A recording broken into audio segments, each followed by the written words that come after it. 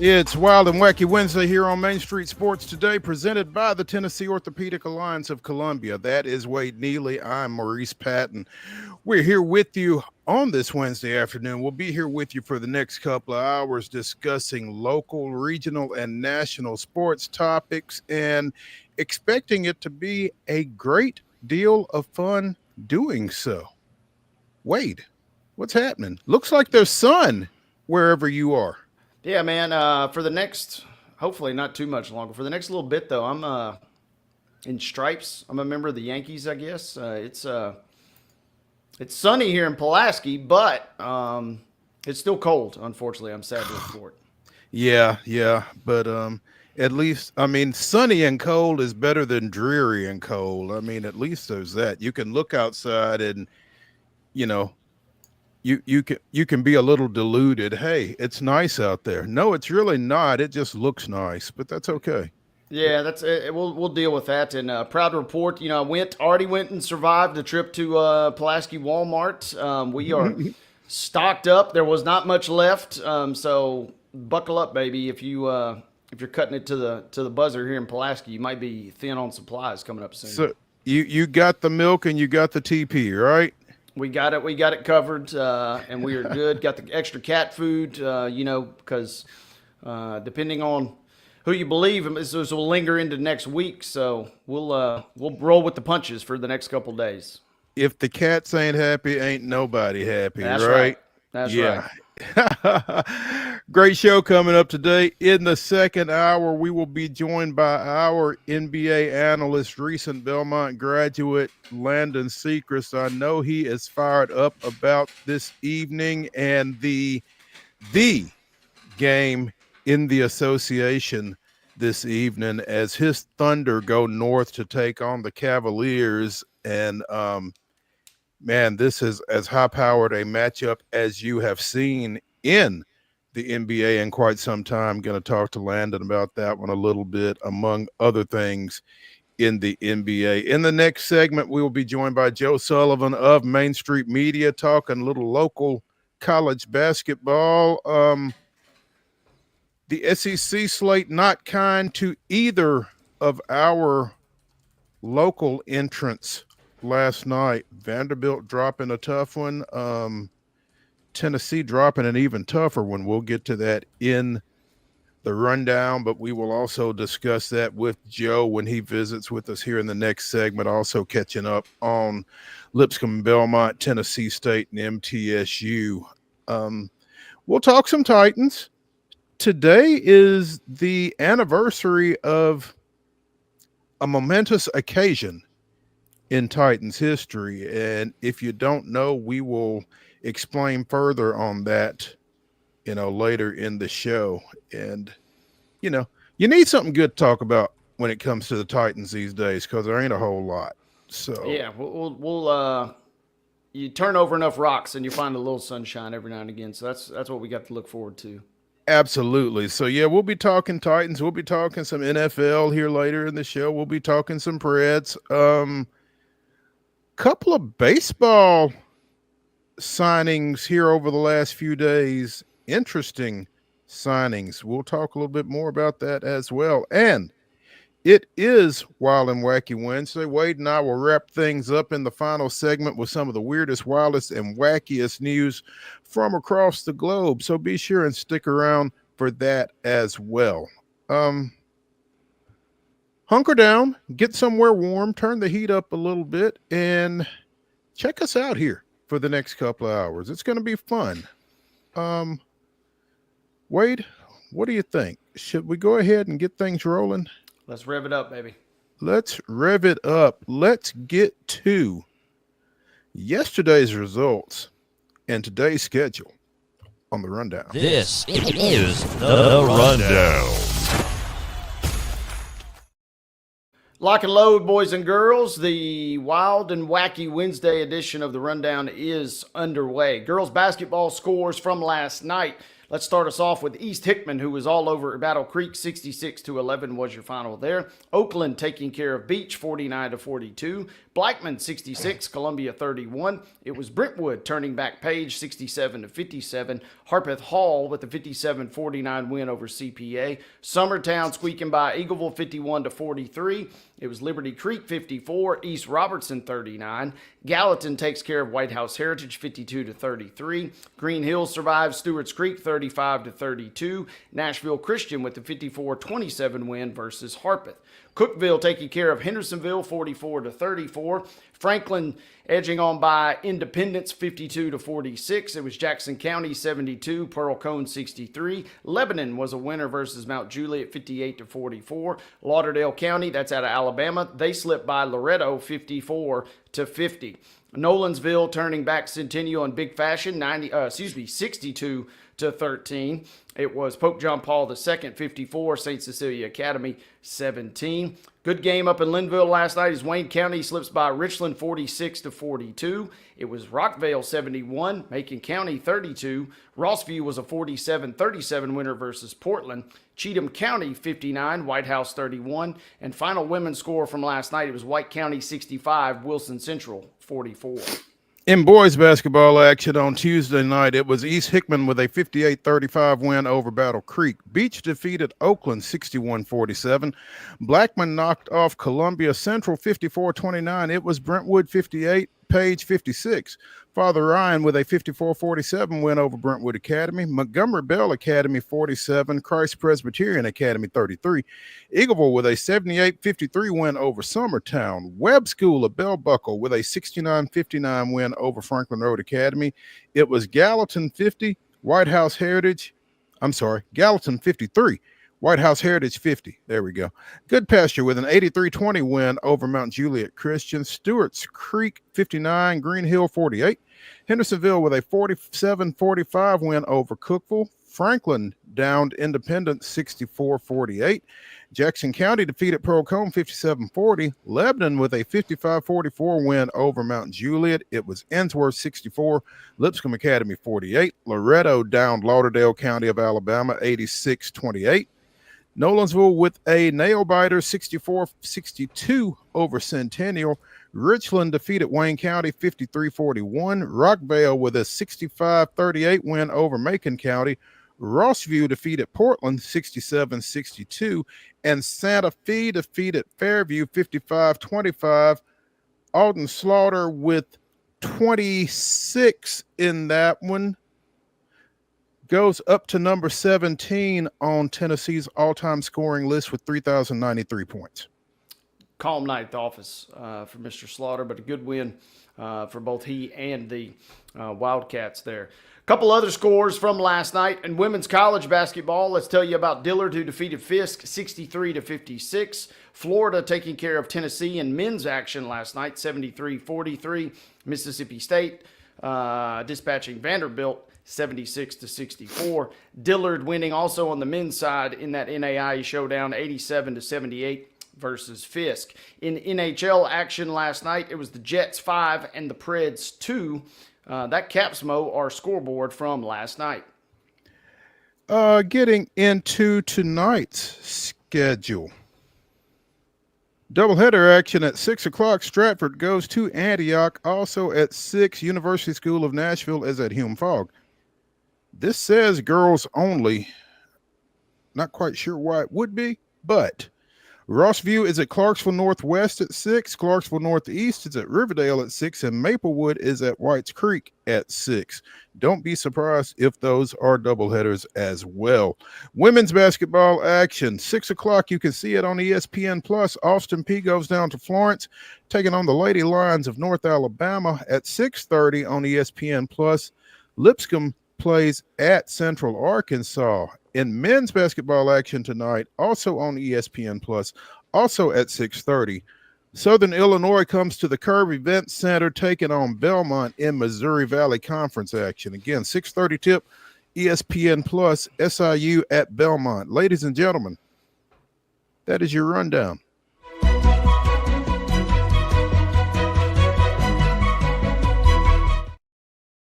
Your top story brought to you, as always, by Piggly Wiggly in Neely's Mill in Columbia. Be sure and check out their delicious daily deli lunch options available from 11 a.m. until 6 p.m. Also, they hand cut meats, and everything is cost plus 10% at the cash register. Piggly Wiggly, Neely's Mill, Columbia, bringing you our top story. The Lady Gamecocks of South Carolina apparently are absorbing a big blow right now. Ashlyn Watkins went down in the opening half of South Carolina's big win over Mississippi State on Sunday. Turns out she has a torn anterior cruciate ligament in her left knee and will miss the remainder of the season. The junior forward, one of the top front court players in the SEC and obviously in the country, averaging nearly 2 blocks per game, 7.2 points, 6.4 boards through USC East's 14-1 start. Obviously, that one coming at the hands of currently number 1 UCLA. The Gamecocks battled back to number 2 in the AP poll following that loss. Again, big win over Mississippi State on Sunday, but they next play Texas A&M and Texas. The Longhorns coming in at number 5. That's a big Sunday matchup.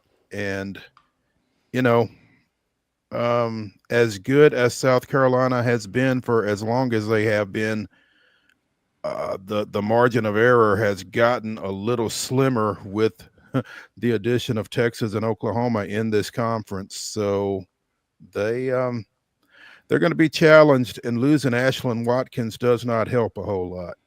No, it doesn't seem like it. And I've not had a chance to even see South Carolina play this year, but just hearing how big of a presence she is, you know, they're calling her Swatkins out there on defense. When you're good enough to get a nickname like that, that kind of tells you the type of star power that they're going to be missing. And it's going to be interesting, right? This is a team that the expectations are boom or bust, and they are going to be up against it this year. It's going to be fascinating to see what kind of approach they kind of roll out. It seems like they've got a little depth in the front court. You know, obviously no one to her level, but they also have enough guards that you could maybe potentially alter. It'd be an interesting case study, right?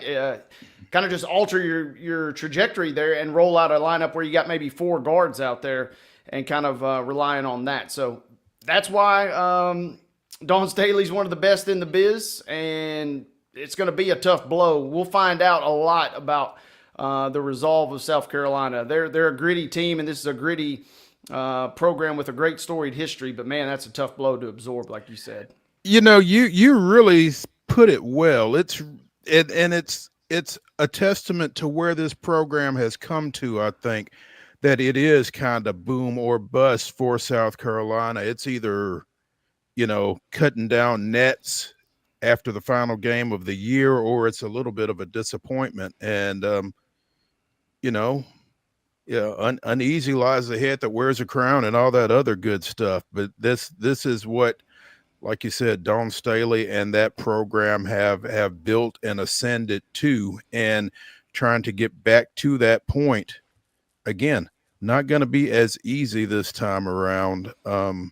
Already going to be challenged in this conference under any circumstance, but certainly when you lose a piece like an Ashlyn Watkins, it doesn't help.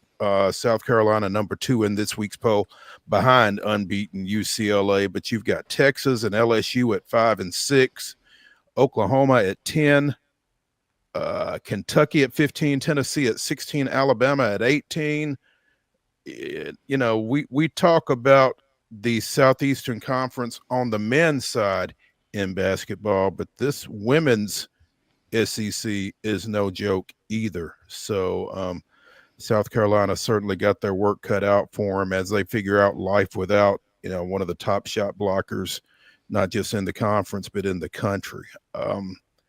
Bonus top story, because I saw this yesterday afternoon and then I kind of forgot about it until we came on the show.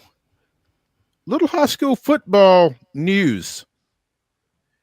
James Counts, who succeeded his dad as head coach at Henry County High School and became every bit of the legend that his dad was up in Paris. 45-19 since taking over that program in 2015, losing in the 2018 state finals in Class 5A. But that, when you mention Henry County football, man, it just kind of reverberates statewide. And so James Counts Jr. leaving to take over the program at Rockvale over in Rutherford County is news that reverberates across this state as well. Again, Henry County graduate, played his college ball at MTSU, went back up there, worked with his dad, both at Henry County, over at Dyersburg as well, and at Montgomery Bell Academy before they went back to Paris back in 2010. With his dad at the top and him as an assistant, they won state championships in 5A in 2011 and 2013. Again, dad stepped down in 2015 and has since passed away. But I don't know that very many people would have ever thought James Counts Jr. would leave Paris. This is a heck of a get for Rockvale. Yeah, big get. And, Henry County, presumably, kind of like South Carolina, in a sense, they have a long track record of success. So the program will hopefully remain stable and be in good footing. But yeah, that is a massive blow. But that is a huge get for Rockvale, and kind of just goes to show that, man, Tennessee is fortunate. We have got a lot of really good teams, and we've got a lot of really good high school football coaches across this state. We've got a lot of really good high school football coaches, and we've got a lot of really good administrative teams that, don't mind making that phone call, as Michael Jordan said, you miss 100% of the shots you don't take. Credit to Rockvale for reaching out, man. And I'm excited to see what they are able to do with Coach Counts at the top. And I'm certainly excited to see what direction Henry County goes in for the replacement of, like I said, in a short period of time, a legend, man. I think he's one of the greats in this state in what he does. And it'll be worth keeping an eye on what direction Henry County goes in to replace alumnus James Counts Jr. at the top of the Patriots program. So that'll be interesting. Let's take a break here on Main Street Sports Today, presented by the Tennessee Orthopedic Alliance of Columbia. When we return, we will be joined by Joe Sullivan of Main Street Media, talking a little local men's basketball. Stick around.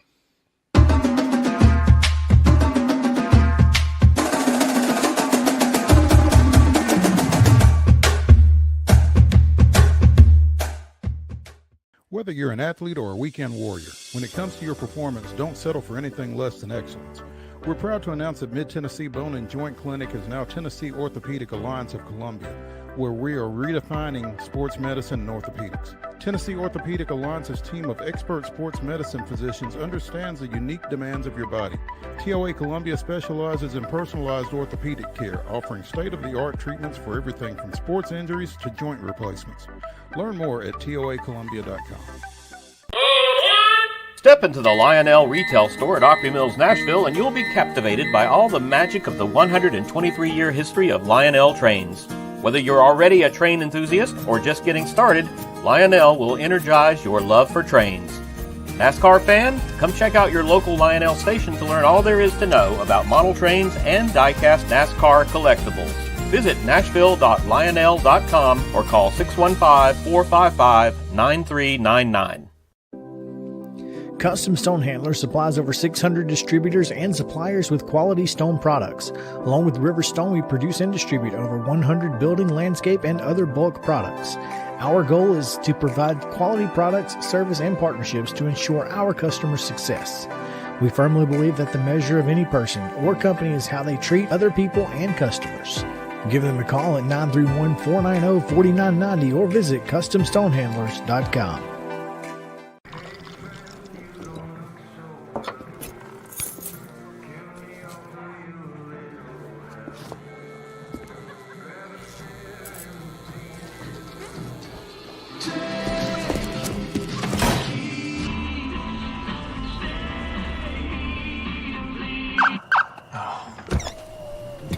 You're seeing the signs too, right? What signs?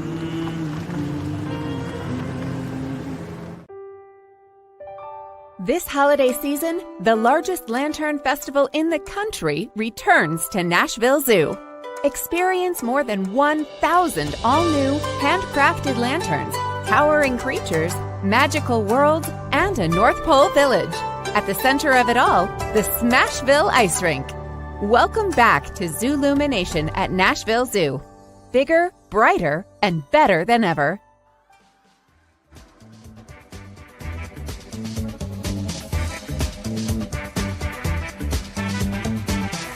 Wild and Wacky Wednesday continues here on Main Street Sports Today, presented by the Tennessee Orthopedic Alliance of Columbia. Again, in the final segment of the show, Wade and I will bring you the weirdest, wildest, and wackiest news from across the globe.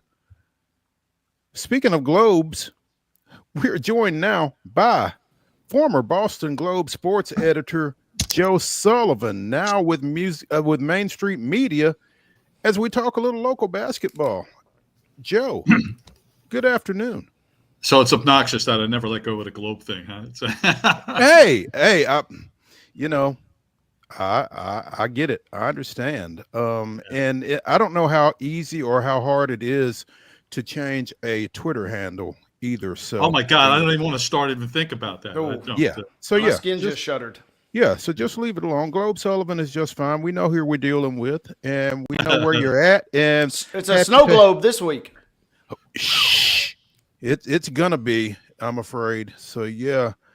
Joe, we talk local basketball, but we are gonna kind of expand our purview to Southeastern Conference basketball real quick, because Tennessee suffered a loss last night of historic proportions. I saw a graphic and I couldn't get a picture of it, unfortunately, but only two number ones have lost a game in worse fashion than Tennessee's 73-43 loss to visiting Florida last night.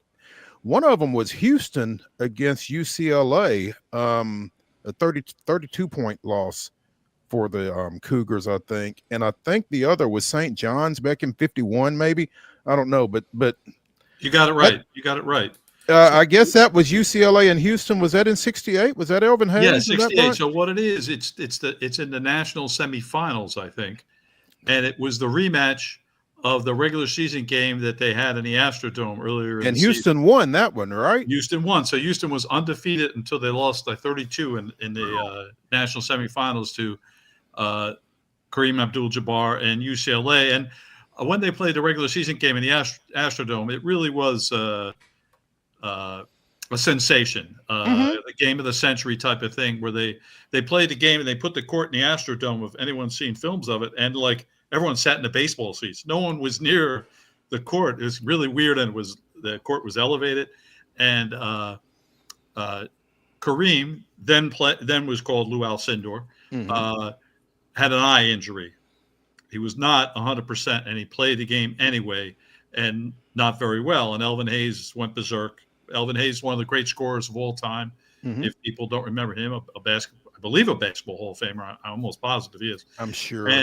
And Don Chaney was a great defensive guard that the Houston had on that team. That was a terrific Houston team that was undefeated until the national semifinals. But then with a healthy Kareem, I guess they really mauled them. And in those days, again, thinking back in 1968, they played those games at local time. No one saw that game except the people in California. It was the semifinals. I believe it was in Los Angeles, or it could have been San Diego. It was definitely in California, and they're playing it at 10:30 Eastern time or whatever. No one saw that game, but we do know the final score. Yeah.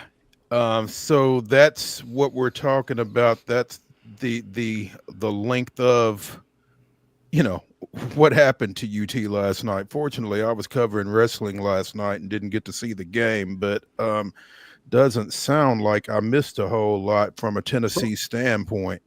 Yeah, so I spent my night watching SEC basketball, and look, you can't judge this. And this is when we talk about Vanderbilt later. I'll say the same.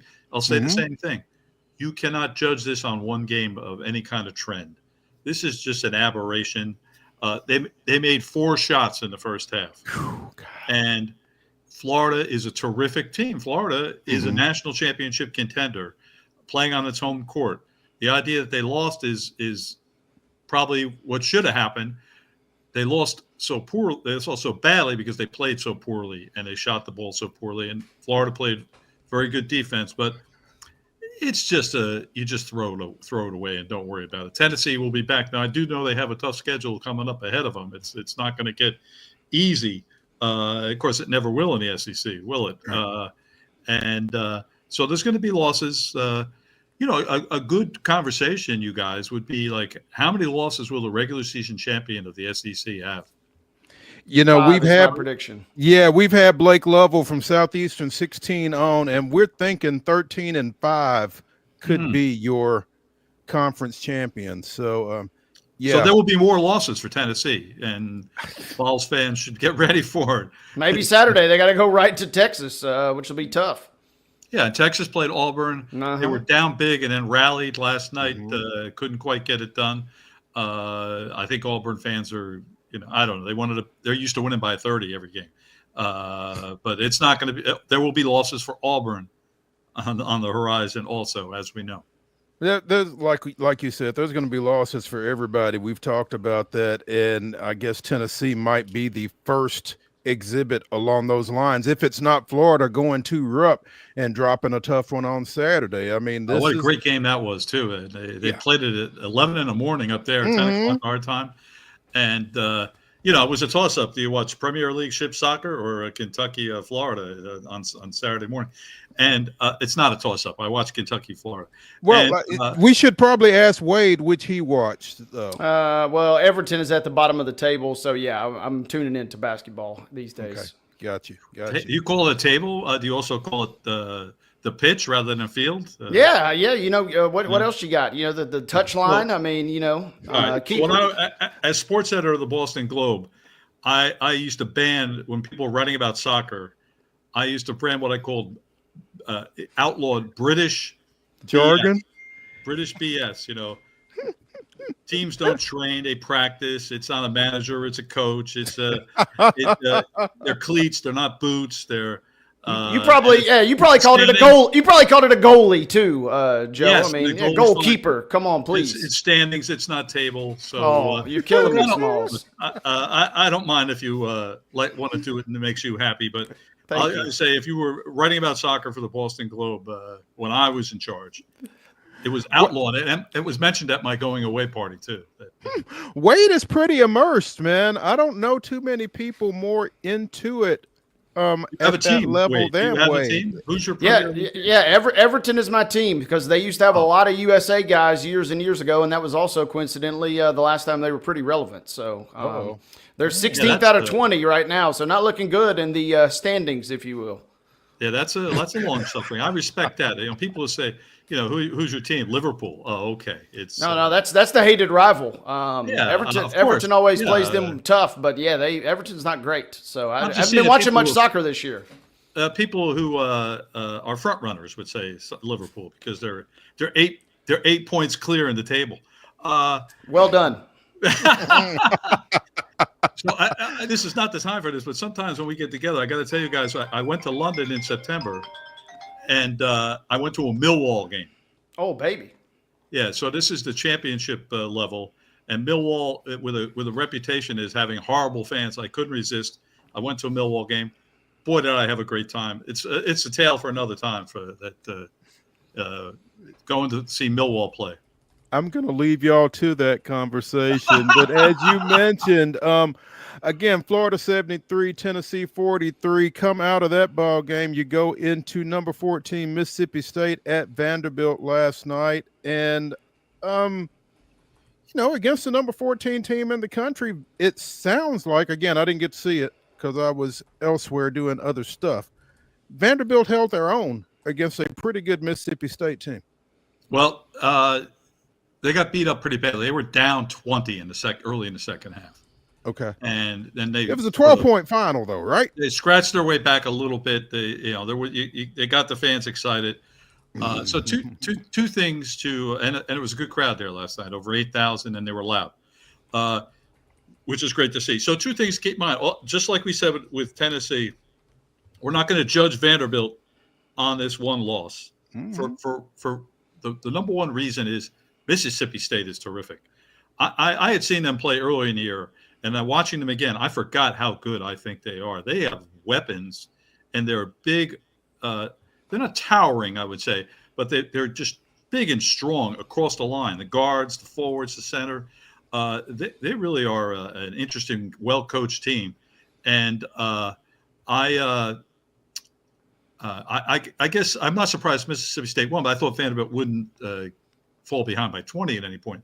So I don't think we should be too concerned. I still think Vanderbilt's on the right track. However, what has concerned me about Vanderbilt going into SEC is their lack of size.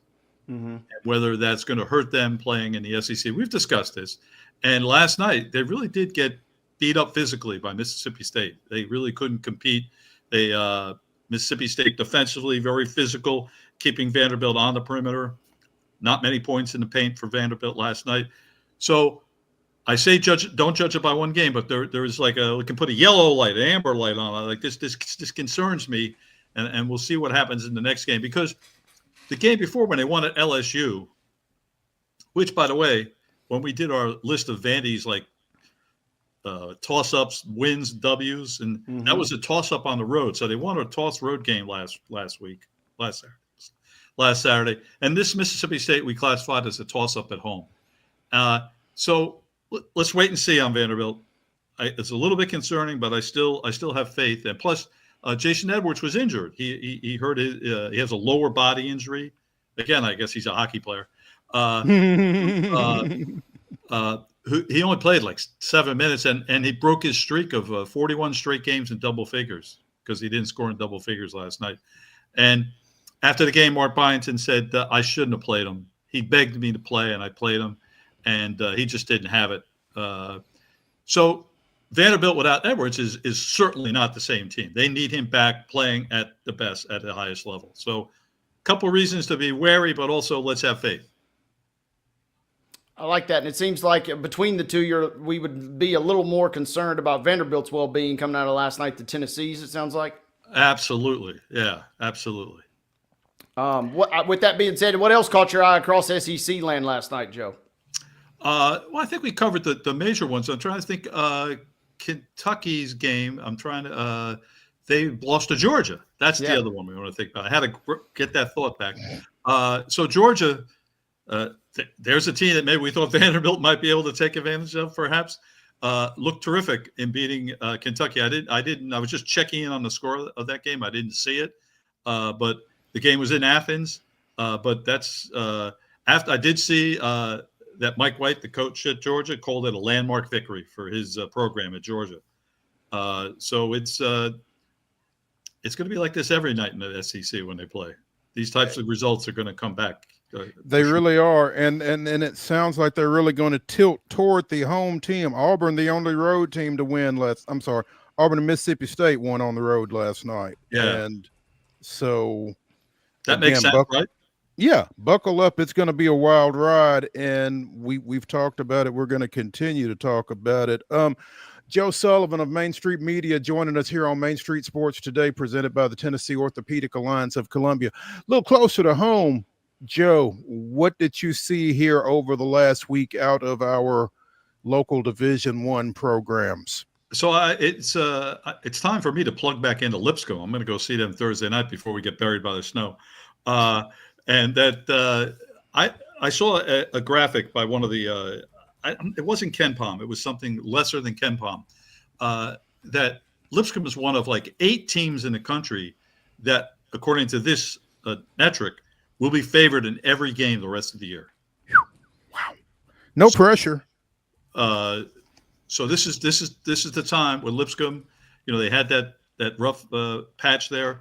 Now we want to see them get rolling in the Atlantic Sun. And so they played at North Florida on Saturday. North Florida is a team that beat South Carolina, that beat Georgia Tech, that we thought was going to be a contender in the Atlantic Sun. Well, it was a wipeout. It was the it was 96-64. Lipscomb over North Florida down there in Jacksonville on Saturday. And I thought the biggest development was Dylan Faulkner, their 6'9" sophomore, big guy, who before the season, Lenny Acuff was just raving about, and then he sprained his ankle right before the season started, and he's been good. It's just been good. But the way Lenny was talking about, I thought we were going to have an all-league player. I saw him practice before the injury. He was the best player in their practice that day. And he hasn't even been close to being that during the regular season. Until Saturday. And he had a career-high 19 points, 4 assists.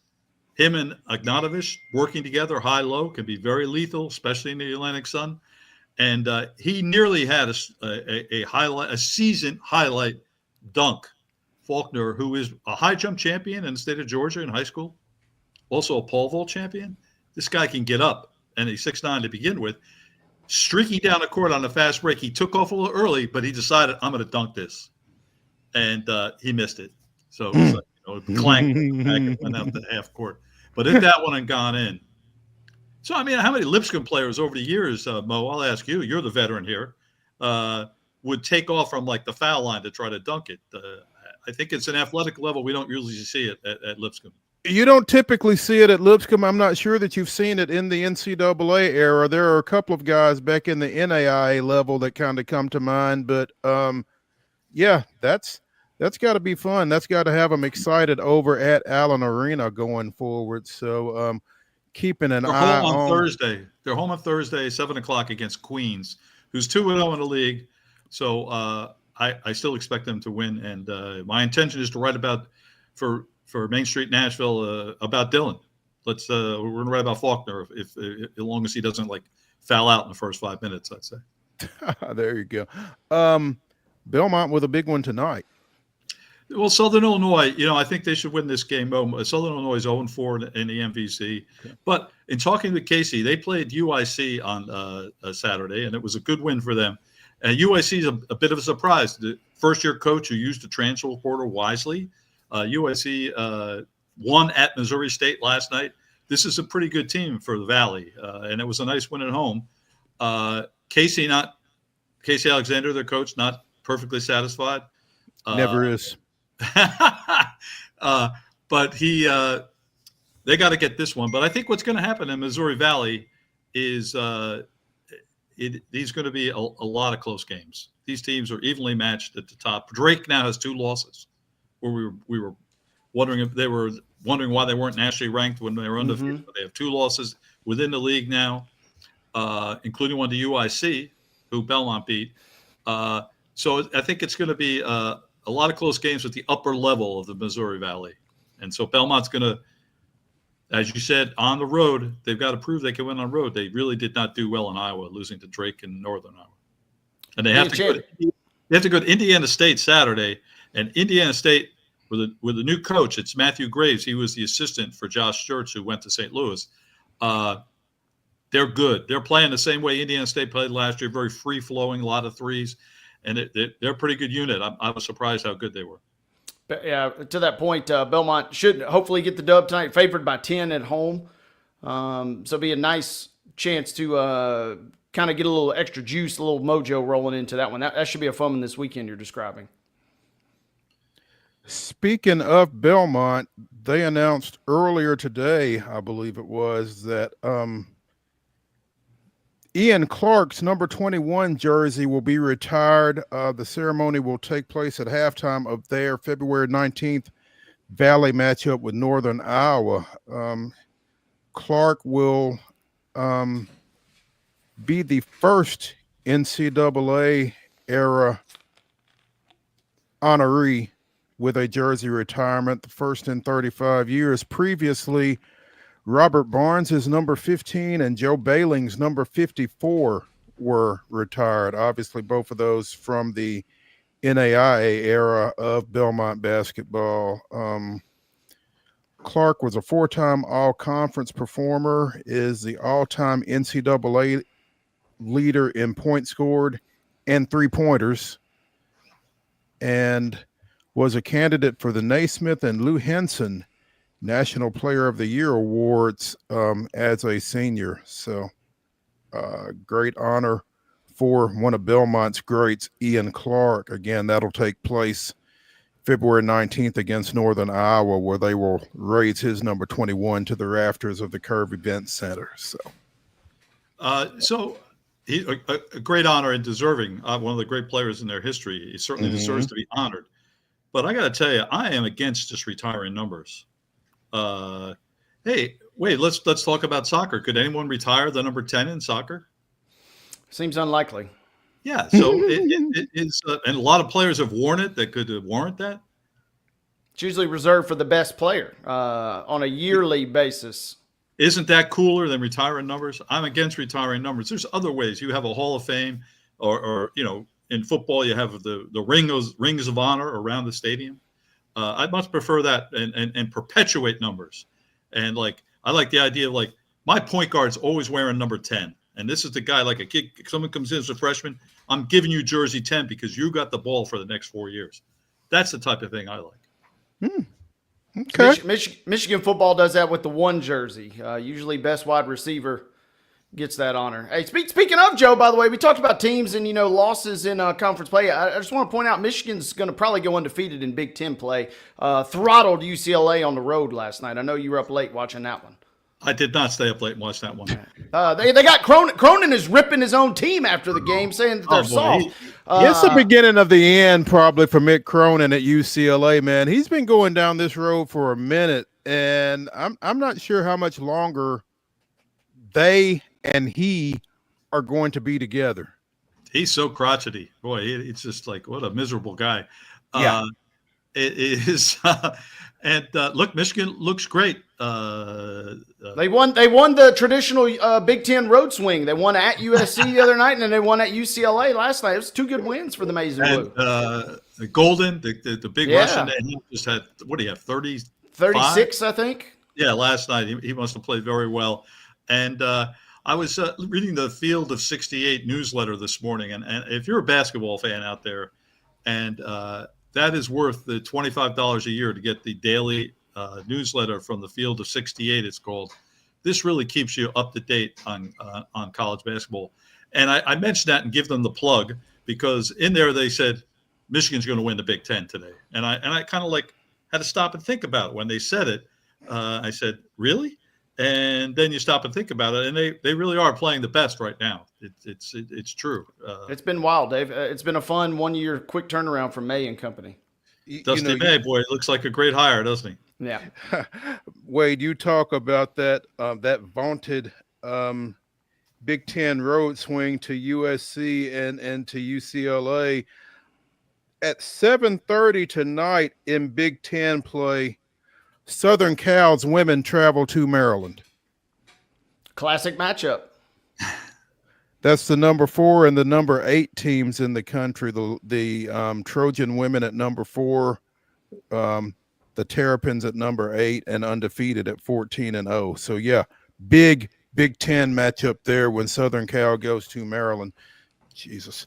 Let's be honest here. Do you know anyone? Have you ever met anyone who likes this? I'm sure that there are plenty of football people that like it, but man, this is the part that nobody really talked about. In the volleyball, the women's basketball, the tennis, that kind of thing. And you say nobody cares about that, but those student athletes do.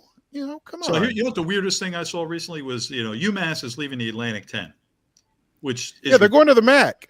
They're going to the MAC for football, which UMass will never be good in football until they drop back down to I'll call it something else where they've won a national championship. But they're never going to succeed at this level. Then notice that their soccer team became an affiliate member of the Summit League, which just what? The Summit League. I mean, why couldn't the Atlantic 10 let them stay in soccer?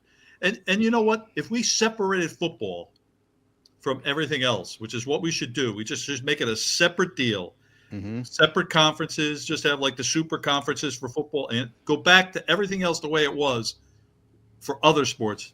That would be much better. Football, as great as it is to watch, and we're all excited about the playoff games, go Notre Dame, by the way, is it just ruins everything else in a lot of ways. It just really does. And so as much as we love football, there's reasons to not like football. That's a great way to put it. You know, before we get you out of here, Joe, two things I want to touch on. One, MTSU split its first road trip in Conference USA play. Two, Tennessee State with a big win over Little Rock over the weekend. Touch on both those real quick. Yeah, so losing at Liberty is not surprising, but they had like a 10-minute gap in the first half where they let the game get away from them, and they were never able to catch up. The main thing, Justin Porter, 0 points, their leading scorer. So that's going to kill you. And Tennessee State, I saw them last Thursday lose to SEMO, and I said, this team is going off the cliff. So, of course, they turned around and beat Little Rock on Saturday, proving how much I know. And it was great to see. And they scored 95 points. This team has offensive talent. I think just the individual I mentioned is a kid named Ron Jessuby. Did he make ESPN's top 10 out of that ball game or something? Oh, I don't know. With a dunk? I don't know. Seemed like 21 and 16, I think he had. And this kid came from Mount St. Mary's. And I know Penny's been really high on him, but he's been hurt a lot of the year. He's played 9 games. So maybe there's more reason to hope than I've given Tennessee State fans in the past. I still have my concerns. There we go. Joe Sullivan of Main Street Media joining us here on Main Street Sports Today, presented by the Tennessee Orthopedic Alliance of Columbia. Talking a little local hoops as he will throughout the season right about this time. So come back and check him out. Joe, we appreciate it. I appreciate being on. Thank you so much. All right. Thank you, Joe. When we continue here on Main Street Sports Today, let's get into a little football. Stay tuned.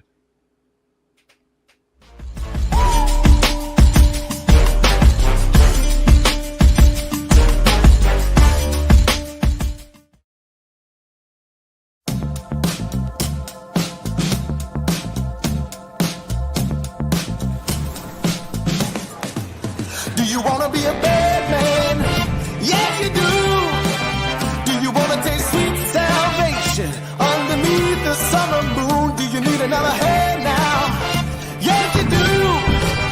Go see Miss Josie down on Columbus Avenue. All right, Columbus Avenue. At Delta Dental of Tennessee, we know our success begins and ends with providing superior quality service, and that includes serving those who need it most. This year, we're celebrating 25 years of giving back to the community we call home. Delta Dental, along with our Smile 180 Foundation, supports Tennessee's dental colleges and oral health education, children's hospitals, free and reduced cost dental clinics, and other like-minded charities. Here's to the next 25 plus years of ensuring healthy smiles.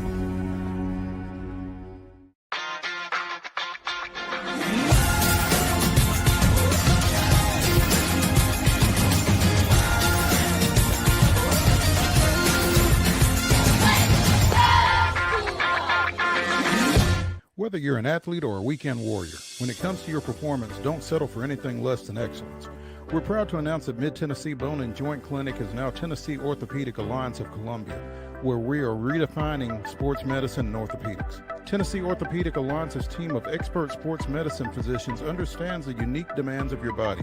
TOA Columbia specializes in personalized orthopedic care, offering state-of-the-art treatments for everything from sports injuries to joint replacements. Learn more at toacolumbia.com.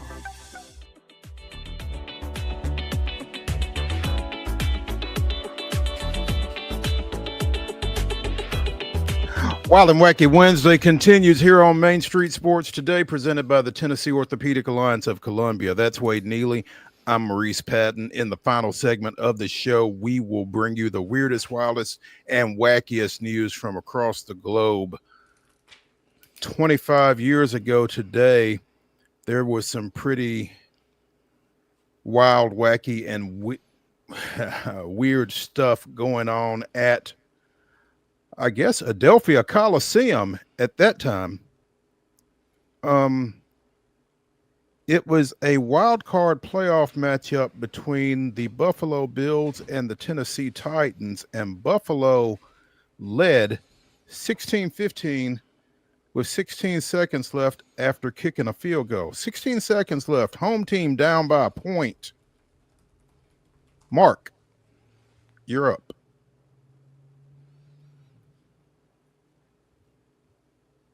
For a play. Dyson and Bird are deep. Taken by Neal. He gives it to Wycheck. Wycheck, that looked like a forward pass.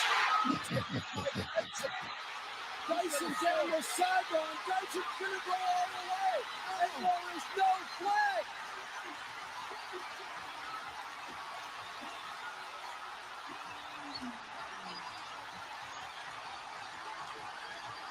You will never convince anyone in Buffalo that that was not forward. You will never convince anyone in Nashville that it was. Yep. All that's missing is the band. That's right. That's the only thing missing. But I'm going to tell you something. The reason the way. Home run throwback. Special teams coach Alan Lowry drew that one up. There were some folks that were supposed to be in on that play that were not available, and so Centennial High School principal Dr. Kevin Dyson runs into, well, again, infamy in Buffalo and hero status here in Nashville with that lateral return for a touchdown, pushing Tennessee to a 21-16 win, 22-16 win, and, you know, eventually into Super Bowl 39? Yeah. XXXIV 34, my bad. Feels like forever ago, even more so with everything that has taken place here over the last few days. But yeah, the Music City Miracle 25 years ago today. Now, wait, I pulled this up on Wikipedia. I did not realize that the 2024 Alabama versus Vanderbilt football game was also conferred with Music City Miracle nickname status. That seems like they're going for a little stolen valor there. A little stolen. Exactly. Yeah. Again, huge play in the history of Oilers/Titans history, and it just feels so far away again in terms when you compare it to the last few years, days. There is an article on CBS Sports written by Will Brinson. Hey, real quick, I was going to add. Go ahead. I will. Sadly, I didn't have any money at my disposal, but I'll never forget. I was watching that game, and I had a friend of mine from just 8th grade year, I guess it was, and we'd gotten in a fight, and my parents, said, "Hey, we got to separate you two. You come in here and watch the end of this game." And Buffalo kicks the field goal and scores and goes ahead. And they hang their heads. I said, "What are you hanging your heads for?" They said, "Well, this game's over." I said, "No, this game's not over. They still got time to score." And they just kind of rolled their eyes at me. I was like, "No, seriously, they can win this game. They're gonna win this game." And then boom, that's what happened. And today, if you go to, you got to scroll back a little bit, but NFL Films has got a great feature. I'm sure it's probably been ran before, but they talk about that. And when they get to the end, and they talk about the description of the play and how they had practiced it every Saturday for the entire season. And the commentary is outstanding because everybody agrees that as soon as the ball ends up in Lorenzo Neal's hands, they're thinking, well, there goes our entire plan. We're kind of screwed. But luckily, he obviously hands it off. Then they also point out that, as you mentioned, Dyson was the one that ends up being in the play, even though he wasn't supposed to be. And right before the play began in the huddle, Jeff Fisher brings him and says, "All right, you know what to do, right?" He says, "No." He says, "No, coach, I never paid attention the whole season when we were running this." So he brings him up to speed, says, "Hey, you stand 5 yards behind and outside the numbers, and that's all you got to do." And luckily, he was able to do just that because even by his own admission, not knowing what he was supposed to do, it worked to perfection. So a wild thing, part of that wild season that got them just inches shy of winning the Super Bowl. And what a true throwback. It's a disservice today's not Thursday, because it'd be a great throwback for today. It would have been, had we been able to put that off a day. Again, it just feels so far away, because this CBS Sports article, Titans fire Ran Carthon. What exactly is Tennessee's plan moving forward? Because it doesn't look clear.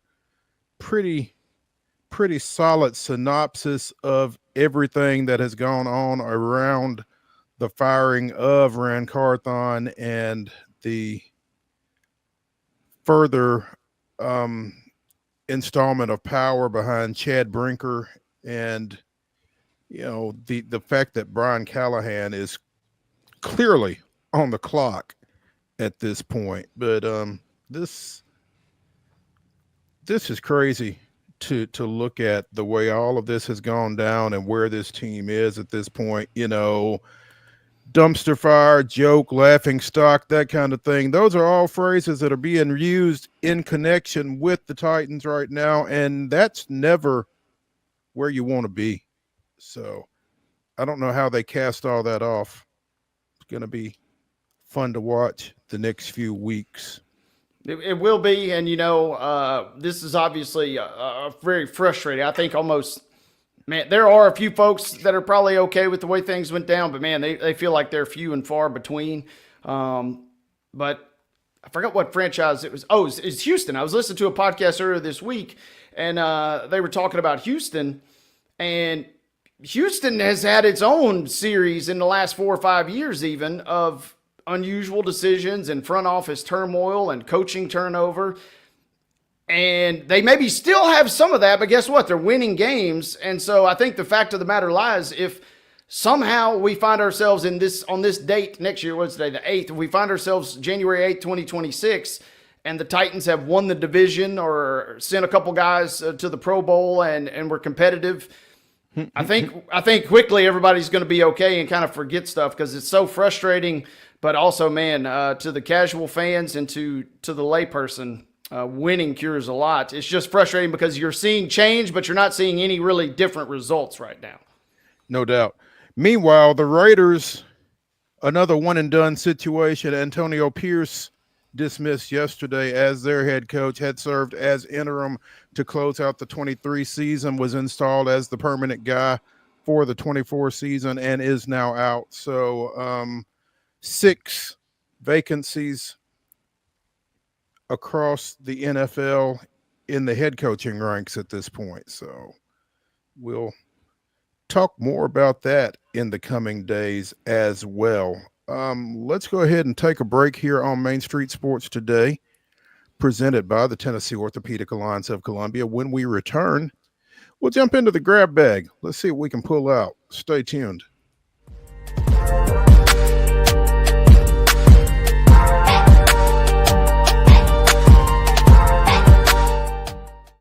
Hi, I'm Dr. Vilay Saisuka, CEO and founder of Premier Foot and Ankle Centers of Tennessee here in Murfreesboro. We offer foot and ankle care from ingrown toenails to diabetic foot wounds. We also fix ankle fractures and things like that.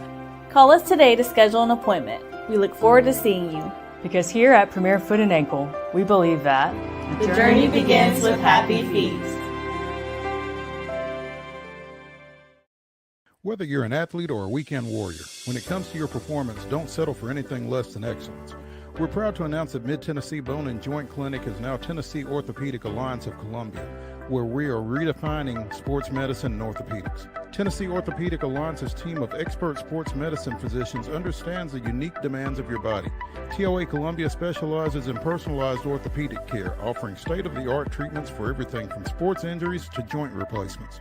Learn more at toacolumbia.com.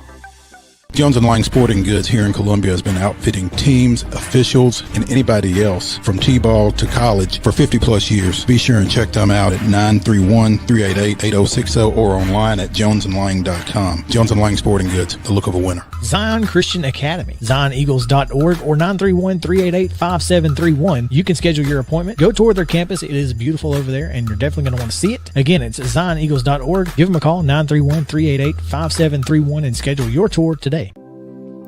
Custom Stone Handler supplies over 600 distributors and suppliers with quality stone products. Along with River Stone, we produce and distribute over 100 building, landscape, and other bulk products. Our goal is to provide quality products, service, and partnerships to ensure our customers' success. We firmly believe that the measure of any person or company is how they treat other people and customers. Give them a call at 931-490-4990 or visit CustomStonehandlers.com. Piggly Wiggly, located in Neely's Mill Shopping Center, is Columbia's locally owned and operated Cost Plus 10 grocery store dedicated to serving the community with low prices and smiling faces. Piggly Wiggly offers fresh, hand-cut meats daily as well as daily hot plate lunches from their deli counter. You're certain to see smiling faces and a helping hand when you're here at Piggly Wiggly. Come by and check out our fresh produce, high-quality meats, and more. Down home, down the street, we'll see you at the Pig.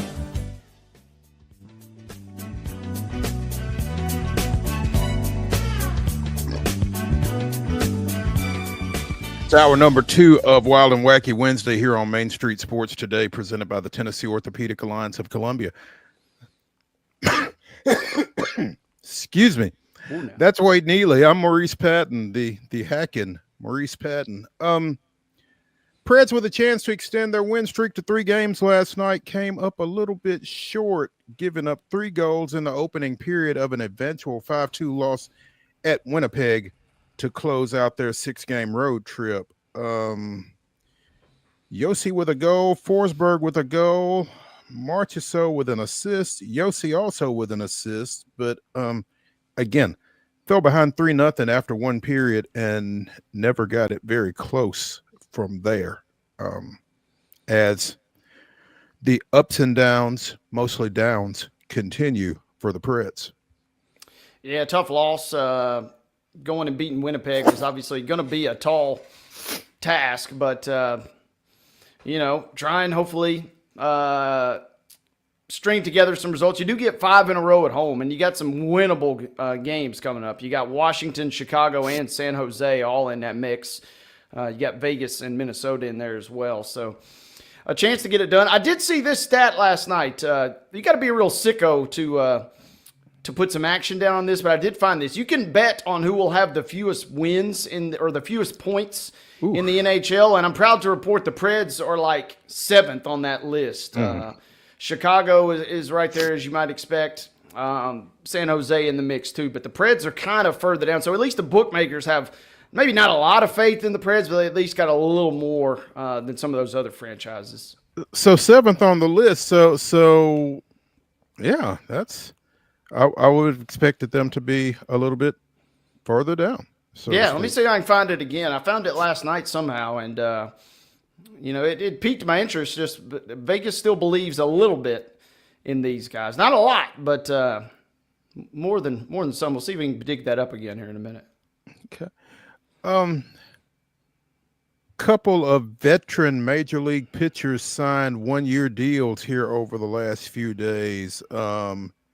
Yesterday, it was Justin Verlander signing a 1-year, $15 million deal with the Giants. And our resident Houston Astros fan may be glad that Verlander is no longer around. Yeah, I mean, sad to see him go. But, as we got into the postseason, it was kind of clear that he, not going to say didn't have a spot, but it definitely didn't have a spot in the starting postseason rotation. And maybe a change of scenery. This is a guy that's benefited, his stint in Houston, multiple stints in Houston, have kind of helped rejuvenate what looked like, he might be toward the end of his career. So maybe this new stop will get him going. Sad to see him go from a nostalgia standpoint, but seems like it's a good deal for both parties. He will pitch as a 42-year-old in the 2025 season. 3-time Cy Young winner. Won his first Cy Young the same year that he was named MVP of the American League back in 2011 with the Tigers. 38 wins, shy of 300. So he's trying to just get strings there. Together a couple one-year deals and, piece 10 wins here and there for the next couple. 5.48 ERA this past year, over 90 and a third innings. 74 strikeouts, which was a career low rate. I assume that's a career low total as well. But before last season, he had only had an ERA of 4+ twice, and neither of those had been since 2014. Career ERA of 3.30. I don't know if he gets back to those numbers or not, but 42 years old. He knows how to pitch, and the Giants trying to fill some innings after losing Blake Snell to the Dodgers. So reaching and grabbing and hoping, I guess. We'll see how that works out in his return to the National League. Again, another veteran. Former Braves pitcher Charlie Morton signed a 1-year, $15 million deal with the Orioles over the weekend. Charlie with a career record of 138, 123. He threw 165 and a third innings for Atlanta this past season. Was 8-10 with a 4.19 ERA. Comes into 2025 as one of 4 pitchers to make at least 30 starts in each full season since 2018. Obviously not including the pandemic year of 2020. The other 3 being Jose Barrios, Patrick Corbin, and Aaron Nola. So, again, an innings eater, and for a team trying to, bust through. I don't know. Yeah. I mean, obviously they are in the AL East with the AL champion New York Yankees, but they were a postseason team last year and the year before, so they're trying to take that next big step. And a guy like a Charlie Morton with a young rotation kind of has some value there, I would think. So, they're kind of trying to do the same thing they did with Corbin Burns last year when they traded for him with the Brewers. Again, Baltimore made the playoffs each of the last 2 years, were swept in their initial series on each occasion. So, like you said, Wade, trying to make that next step. Yeah, bring a little, got 2 rings, one with Houston and one with Atlanta. So try and bring a little postseason juice to a team that has not been able to bust through in the postseason thus far. So, wish him well. Little frustrating to see an arm for Atlanta sign with somebody, given how quiet this offseason has been for the Braves to this point. So, AA, you are on the clock, man. Big time. Sad news involving the Baltimore Orioles. Former pitcher Brian Matus, who pitched for Baltimore from 2009 to 2016. 2009 to 2016, was found dead in his home in Arizona here recently. No real details, but again, pitched for the Orioles for 7 seasons, pitched briefly for the Braves, finished his career in 2016 with the Cubs, the year that they won the World Series. So this guy was 37. Former first rounder. Again, no details on what took place or anything like that, but it's unfortunate to say the very least.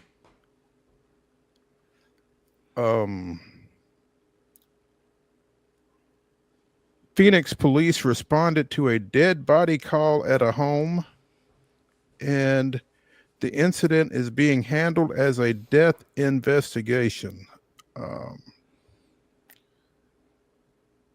Again, 37 years old, former professional athlete. It just, sounds kind of odd. You hate to hear it.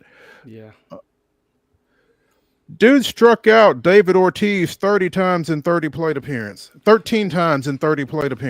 giving up just 4 hits, 1 walk, no homers. So, you hear hitters talk about, who owned you. Well, clearly for David Ortiz, the answer was Brian Matus. So, it feels a little odd, but there's still some college football to be played. We've got a couple of games coming up that are going to decide some national championship participants, starting tomorrow with Notre Dame and Penn State, and then Friday at the Cotton Bowl, you've got Ohio State and Texas, and sounds like there's going to be some inclement weather for the latter. They are expecting to get a boatload of snow on Thursday out in Dallas. Tough situation. Godspeed to our buddy Scotty Rogers. They're going to do everything they can to make sure that is played as safely as possible. Obviously, right? We've talked about how it's supposed to be pretty gross here the next couple of days, but that will be tough. And yeah, was it one more sleep, and then you got playoff football in some capacity from tomorrow night all the way to Monday night. So this is as good as it gets. These next couple of nights are going to be electric going forward, and hopefully everything goes off without a hitch down there if that's how it's supposed to be. We will continue to monitor weather reports, and over the last 24 hours, the forecast for later this week has improved. According to the National Weather Service, we've been meeting routinely with city officials, the director of transportation for North Texas, and the college football playoff.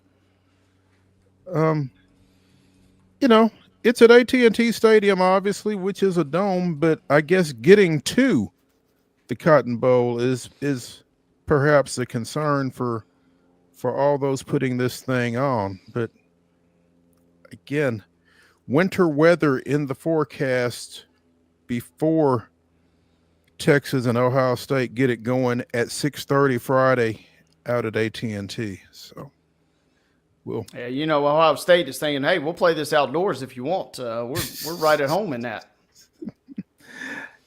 It's interesting. I mean, this is a home game for Texas, right? I mean, in theory, OSU travels pretty dang well. It pains me to say that.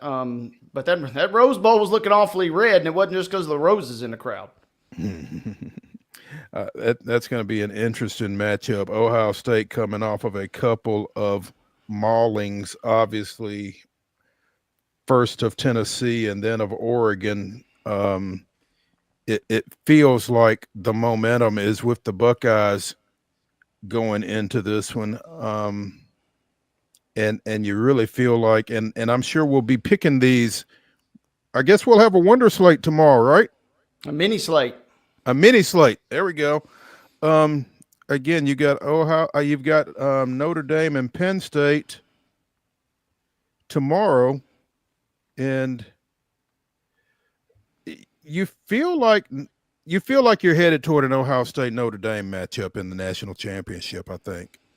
That's what Vegas is saying. OSU's favored by 5.5. Notre Dame's small favorite as well. I think it's going to be 2 pretty entertaining games. I think they'll play, as many lopsided games as we've seen thus far. I think these Final Four will be pretty tightly contested. And when you break down, the big thing I'm curious is Bevo going to be allowed to be on the sidelines. They didn't let him go to the Peach Bowl. So I'm real curious if Bevo is going to be allowed to roam. That might factor into my decision making in this game. Also, I'm reading that Texas is not going to wear, despite being the higher seed, they're not going to wear their they're not going to wear the white There are, yeah, I've got it right. They are going to wear the white jerseys, but apparently those are the ones they wore for the BCS title game in 2006, and then they wore it for a couple other Big 12 games, including 2023. So, a chance maybe to channel a little good vibes. Texas, this is going to be a massive game that could alter this is a trajectory kind of defining moment for these two teams, it feels like, coming up Friday night. And no superstition in Austin, huh? Yeah, I mean, that just, we just happened to randomly pick these bad boys. They just happen to be the same jerseys we wore in 06. Yeah. Bevo is banned on Friday, though. Look out. I might be picking the Buckeyes again. I think it's going to be tough in Texas to ban Bevo. I agree. And, I get it. The first go around, they banned him from the game versus Georgia because he almost killed Uga a couple years ago. So, I mean, I get it. You don't want any animal rights activist situations on your hands. So I understand that. But come on, man. Let him travel to the Peach Bowl. Come on now. It's the postseason. They said there wasn't room for him on the sidelines at Mercedes-Benz. I don't know that Uga necessarily had anything to do with it. But once he was banned from the SEC championship game, he had to be banned from the Peach Bowl at the same facility if that was the explanation that there wasn't enough room for him. So, if they lose that game in overtime, if I'm Del Conte, the AD, I'm just saying, all right, that's it. We're not going to the Atlanta unless we absolutely, we're going to the SEC championship game, but the Peach Bowl's out going forward. That's how we're going to be treated. Yeah, we don't travel without Bevo. Yeah, that's it. Let's take a break here on Main Street Sports Today. When we come back, let's talk a little NBA with our favorite NBA analyst, Landon SECREST. Stay tuned.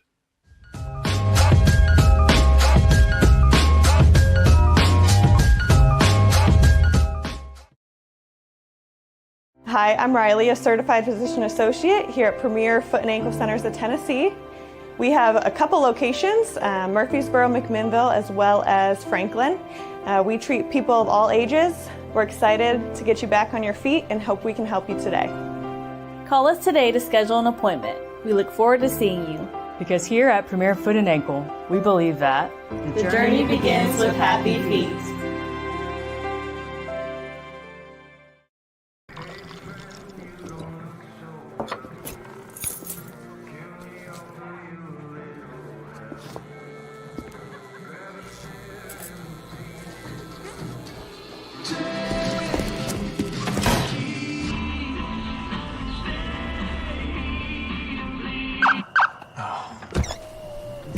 You're seeing the signs too, right? What signs? Whether you're an athlete or a weekend warrior, when it comes to your performance, don't settle for anything less than excellence. We're proud to announce that Mid-Tennessee Bone and Joint Clinic is now Tennessee Orthopedic Alliance of Columbia, where we are redefining sports medicine and orthopedics. Tennessee Orthopedic Alliance's team of expert sports medicine physicians understands the unique demands of your body. TOA Columbia specializes in personalized orthopedic care, offering state-of-the-art treatments for everything from sports injuries to joint replacements. Learn more at toacolumbia.com. Jones & Lang Sporting Goods here in Columbia has been outfitting teams, officials, and anybody else from T-ball to college for 50 plus years. Be sure and check them out at 931-388-8060 or online at jonesandlang.com. Jones & Lang Sporting Goods, the look of a winner. Zion Christian Academy, zioneagles.org or 931-388-5731. You can schedule your appointment. Go tour their campus. It is beautiful over there, and you're definitely going to want to see it. Again, it's zioneagles.org. Give them a call, 931-388-5731, and schedule your tour today. Piggly Wiggly, located in Neely's Mill Shopping Center, is Columbia's locally owned and operated Cost Plus 10 grocery store dedicated to serving the community with low prices and smiling faces. Piggly Wiggly offers fresh, hand-cut meats daily as well as daily hot plate lunches from their deli counter. You're certain to see smiling faces and a helping hand when you're here at Piggly Wiggly. Come by and check out our fresh produce, high-quality meats, and more. Down home, down the street, we'll see you at the Pig.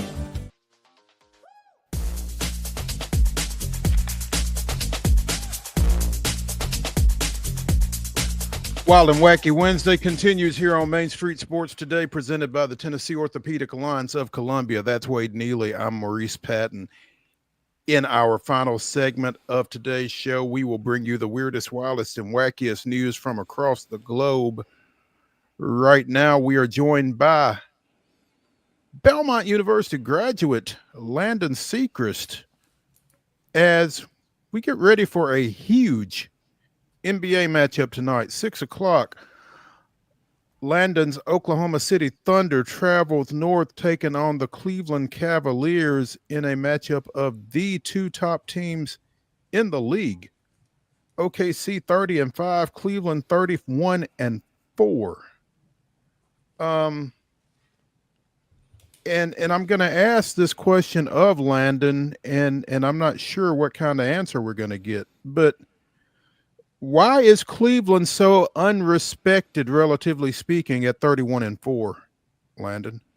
I think, looking at the state of the NBA and looking for the stars that will be the stars after, the greats of Steph Curry, Kevin Durant, and LeBron James retire, the teams that are the most popular teams have one of the names that's budding right now. So you look at Luka Doncic, you look at Anthony Edwards, you look at those types of players, and that's the teams that are getting the most respect. When you look at the Cavs, Donovan Mitchell, although he's a great player, has shown great things this year. Darius Garland, Evan Mobley, other people on the roster, they're not necessarily household names for the general NBA consumer.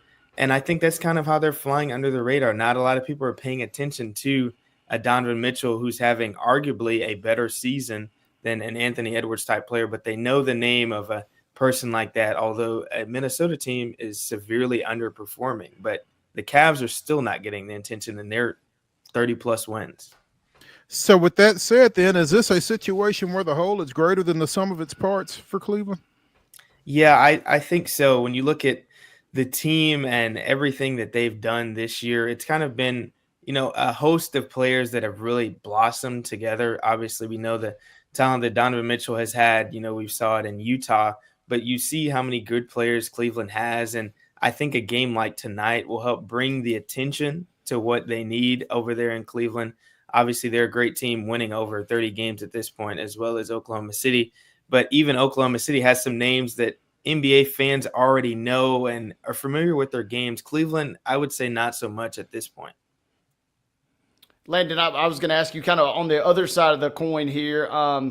What we're seeing out of SGA, is he your favorite right now to take home MVP with the way he's playing and with the way Oklahoma City is playing? Yeah, I would definitely say, last year he was definitely an MVP conversation. And this year seems like the team is getting even better, and considering what they're doing without Chet Holmgren, and he's really stepped up his level of play. And he's really kind of that lead dog. We saw it in spurts last year, and obviously enough to get him into the conversation of being one of the best players in the league. But this year, it's really no question. We saw the Oklahoma City Thunder get to the NBA Cup final. They ultimately lost to the Bucks, but Shea has really taken that leap of being the lead dog on a Thunder team that's got a lot of players, much like the Cavaliers, that can play. But it's no question it's Shea's team, and I think that that's really helping them in the MVP conversation this season. He's kind of getting a lot of the shine, but what about, I'm curious, what have we seen out of Jalen Williams? This is a guy that seemed like he really flourished toward the end of last year, and I keep seeing him on that conversation for most improved player this year. Yeah, Jalen Williams is my favorite player off of the Oklahoma City Thunder team. I love the way he competes on both ends. Offensively, he can score at all three levels, and then defensively, he's pretty much guarding the opponent's best player, and that can be the 1 or the 5 because he's so defensively versatile. And I think that Jalen Williams will probably maybe be in the all-star conversation. We'll see how the voting rankings work. But I think, he's having that caliber of season. And when you look at the team, like I said, that's missing Chet, the argument was that who's going to be the second guy behind SGA once SGA takes that leap that we know he will have as the lead dog. Now with Jalen Williams seeing what he's doing, if Chet Holmgren comes back and was playing like he was playing before he got hurt, this is a very, very dangerous Oklahoma City Thunder team. With that being said, do we have an update on when Chet is supposed to come out? They initially said 8 to 10 weeks. Is this a little bit after the All-Star break, or when does he potentially suit back up? Yeah, I think it'll be around that time. Interestingly enough, I believe he posted on social media today, a picture with him with both shoes on. So that means he's getting some progress. Maybe not in the full 5-on-5 ranks yet, but at least getting back acclimated to basketball. So that's a good sign, definitely with the game tonight. Especially seeing Chet, who's been injured, been around the team, but getting that update, although that we have a great game tonight, it's very positive for the Thunder fans out there. Oklahoma City comes into this game having won their last 15. Cleveland has won their last 10. First time in NBA history you've got two teams meeting with those kind of win streaks at stake. Obviously, somebody's is going to get stopped. Who do you like in this one, Landon? Bias aside, I would say I really like the way that the Oklahoma City Thunder have matched up against some of the better teams in the league. You look at what they did most recently against the Celtics. Although the Celtics weren't hitting as many threes as they normally do, their play, Oklahoma City, in that second half was just so impressive defensively. The offensive firepower that they have, and they can shoot the three, but a pretty undersized team with Hartenstein is the only big man, and you've got Jalen Williams. The other Jalen Williams is the backup center. I think just the defensive versatility of this team, you can put a Lou Dort on a Donovan Mitchell. Shea cannot be slept on defensively as well. And then you got Jalen Williams, who can go on anybody. I think that will be kind of the deciding factor tonight. We'll see plenty of offense on both sides, but I think the defense, and Cleveland can't be slept on either defensively, but I think Oklahoma City's defense will be the winning factor in this game tonight. Both of them are top 10 offensively and defensively. Cleveland is undefeated against the West. Oklahoma City is undefeated against the East. It feels like on paper, a titanic matchup. But again, Cleveland on pace for 73 wins still seems to be a little overlooked. They could really take a big step with a win tonight, it would feel like. Yeah, I agree. Seeing two small market teams such as these tonight go against each other, people are calling it a finals preview. I don't know if it's exactly that yet, although these are the two best teams record-wise in the league. But, you look at the magnitude of this matchup for these smaller teams with superstars that are getting their names out there. SGA is clearly, established himself a little bit more in the NBA fan base than Donovan Mitchell. But this will be a platform for the Cavs to really put themselves out there as, hey, we're legit. We can beat an Oklahoma City team who just knocked off the defending champions a couple of games ago. So I think this will be an important matchup for the Cavs, and seeing that they can get these different players involved offensively and defensively, and they're nothing to play with. I think they're going to be a stronghold in the Eastern Conference, obviously good enough to be ahead of Boston currently. And then, knocking off one of the best West teams, I think that will be something that can't be ignored, and it will be a great resume win for the Cavs tonight. Speaking of resume wins, Landon, I want to ask you other game on the ESPN doubleheader tonight. The Spurs are 18-18, but that's after losing 2 in a row. And I watched almost the entirety of Friday night's game when Wemby and Joker going back and forth. Are the Spurs ahead of schedule? Maybe. I think a lot of folks thought this might be still 1 year where they were kind of on the fringe, but it seems like they're taking a step towards maybe inserting themselves in the Western Conference playoff race. Yeah, I think the Spurs are definitely a team that I'm monitoring. When you look at the playoff picture in the West, it's definitely dangerous when you have a person, an alien like Victor Wembanyama, who will probably be ahead of schedule for the rest of his career with the development and everything that we see with him doing step-back threes and taking logo threes at his height and all the amazing things that he does. But when you look at his impact and how that's spreading to the rest of the Spurs, the addition of Chris Paul, I think it's accelerated, with Wemby and the way that he's growing as a player. And then it's kind of being infectious with the rest of the squad that, hey, we can probably compete with these guys. We've got a freak down low, but also, hey, we've got some other talented players out there on the wings. We could shoot the three. We can play good enough defense to at least be in the playoff conversation. We're not going to be a top seed, but right. I think the Spurs, they definitely can't be slept on now. They've been fun to watch for sure.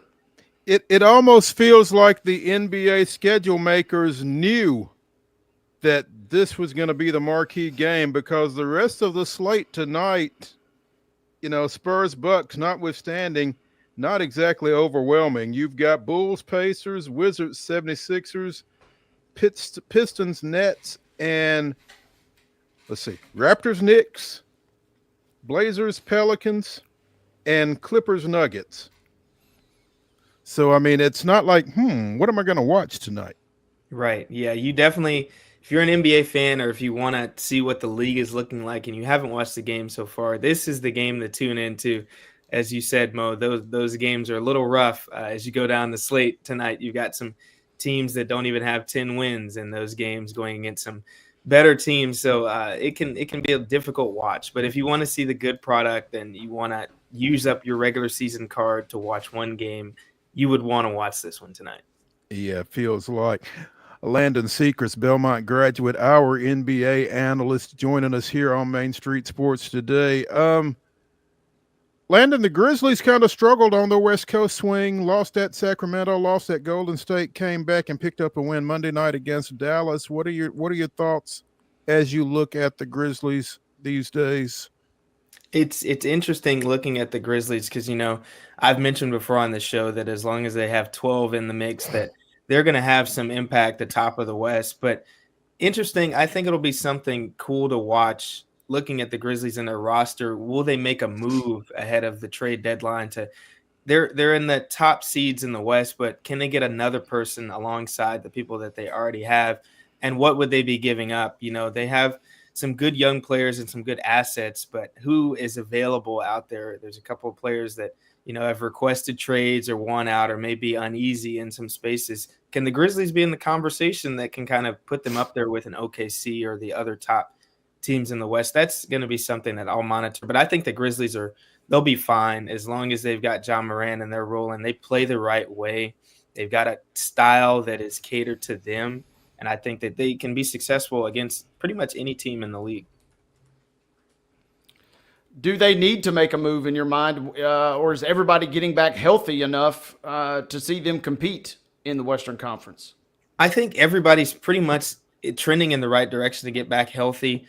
I think they should see, quickly enough, can you see how the whole product works together before you kind of shake things up? Because, that can be drastic for a season, throwing somebody new into the mix, whether they're a lower tier player, you add another star, that can really mess up the team chemistry. And when you have a team that like the Grizzlies that's already good enough to compete on a high level, you have to make a tough decision. Do you really want to do that? And I think the Grizzlies are fine where they are now, but sometimes, NBA GMs and coaches sometimes get a little greedy and they want to add a little star power to the mix. But I think the Grizzlies would be fine if they don't make a trade.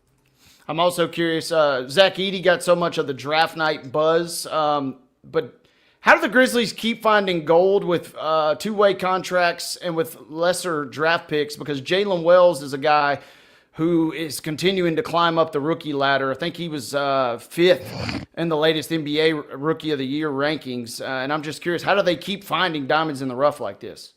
It's really amazing to see the Grizzlies having one of the best developmental teams in the league. It's clear that they're getting guys that are fit to the roles, that they know that they're stars in their roles. And even when they draft guys, they know that these players can develop in the Memphis system into players that can thrive, playing at a high level that the Grizzlies expect them to, because you're not going to a bottom feeding team if you're drafted to the Grizzlies. You're expected to play at a high level. And I think it's definitely strategy to get those players that have an experience like Zach Edey, or have the versatility like a Jalen Wells that can play at the high level and really get into the mix seamlessly. And then you've got players practically coming off the streets, and it's like Jay Huff, where did he come from? But you've got players that are talented and NBA fans may not know, but hey, he's perfect in his role and he's doing the right things for the Grizzlies, and that's what's important. Landon, there is a certain player in Miami who wants to be traded, and Houston was among the possibilities mentioned, and Wade and I talked about that. And I said, if Houston is a possibility, then should Memphis be a possibility? Well, Wade said probably not. Jimmy Butler apparently agrees. He has apparently made it aware that he has no interest in being traded to Memphis. Now, I don't know what the reasoning is for that, but it doesn't matter. Jimmy doesn't want to go to Memphis. So if he goes anywhere, that's not likely to be the play. But what are your thoughts about a potential trade for Butler at this point? I really don't know what to think about Jimmy Butler and his status. I felt like they had a good thing going on with the Heat, but Jimmy Butler is very here and there in terms of his passion of wanting to play during the season. When he plays, he's phenomenal, but is he injured? Does he actually want to get out there and play? Those are things that we've seen in the past when he was on Minnesota and in Philly as well. So and what's crazy is he's currently suspended. I mean, when you suspend a guy who doesn't necessarily want to play anyway, are you doing him a favor? Yeah, I don't know. It's getting very funky down there with the Heat. I don't know the direction specifically with Jimmy Butler and the miscommunication. We don't know what's going on inside of the locker room, but what has happened that Jimmy Butler no longer wants to be with the team? I mean, the Miami Heat, in my opinion, are always in the playoff conversation, always potential for an upset. They've made the finals 2 times since 2020. I really don't know what's wrong. I feel like Tyler Hero is having a good season. But with that being said, I don't know where Jimmy Butler really fits in across the rest of the league. You've got the situation to monitor in Phoenix with Bradley Beal. Bradley Beal has a no trade clause. So does he want to go to Miami? Can you flip those two? Would that work in Phoenix? You mentioned Houston. They've got a lot of young pieces, and I think they're really ahead of schedule, like we were saying with the Spurs. Who would they give up for an aging Jimmy Butler? Does he want to be in that position with a young team? I just really don't know. And Pat Riley could also be very petty and be very, very, very petty to Jimmy Butler and send him to one of those less than 10 win teams just because he wants to prove a point. So that definitely has to be in consideration. But I don't know where this Jimmy Butler saga will end. I have no idea. What else are you kind of fascinated by across the NBA right now? Just the trend. I kind of spoke on it a little bit earlier. We've got some injuries across the board, and then we've got some new players in new places that are really thriving. I think Cat being in New York, he's really made such a difference. And then on the opposite end of the spectrum there, I don't know what's going on in Minnesota. I mean, Anthony Edwards is still a household name, and he's still having a great year. But outside of him, I don't know what the Timberwolves are looking at offensively. I mean, he had an interview the other day. He was talking about he doesn't want to be a pass guy. He's only 23 years old. He doesn't want to pass the ball. He's having a great year shooting threes, shooting a lot of threes. I think he may be leading the league. But what's the direction in Minnesota? We've got Phoenix. I mentioned that, I think, the last time I was on this show, monitoring the situation with the big three. What's the future of the big three? I mean, we saw Charlotte gave them problems the other night, and Charlotte's a less than 10 win team in the league.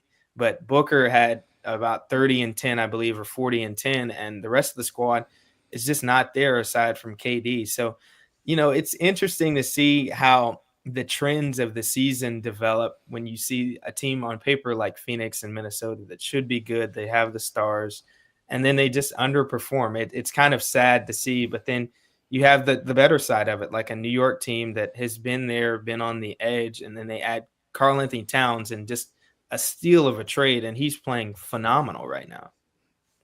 I'm curious, Landon, also, Denver, I know they lost last night without Joker to the Celtics at home, but seems like they've kind of turned a little bit of a corner.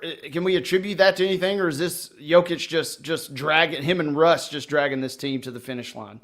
I think it really just is him and Russ dragging the team to the finish line. They were talking about it on the broadcast in the game. Is Denver even in a position to make a move? Can they trade? Do they have assets, or is this the team that they just have to go out there and fight with? And I don't know if this is the team that they have to go out there and fight with every night. I don't know how much success that will brew with the newer teams we're seeing in the West that are emerging. Joker is phenomenal and can do a lot of things on his own. But if you're relying on Russell Westbrook at this stage of his career to be your second best player, I don't know how much success that will give you, with all due respect to Russ. I know that that may be a struggle once it comes playoff time, and you've got Dallas with healthy Luka, healthy Kyrie. You've got an emerging Rockets team.